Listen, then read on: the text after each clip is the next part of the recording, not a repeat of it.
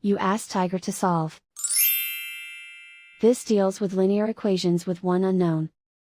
The final result is x equals -1/2. Let's solve it step by step. Group all x terms on the left side of the equation.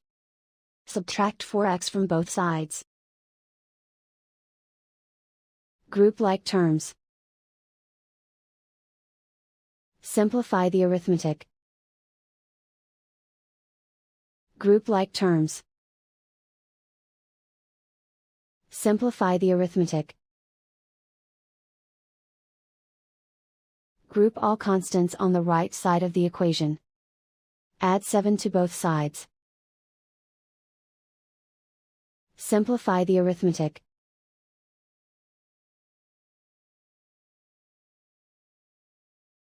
Isolate the x. Divide both sides by -10. Cancel out the negatives.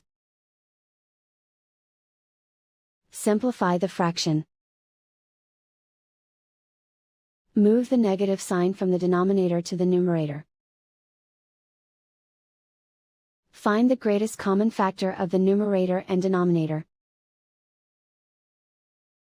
Factor out and cancel the greatest common factor. And so the final result is x equals -1/2.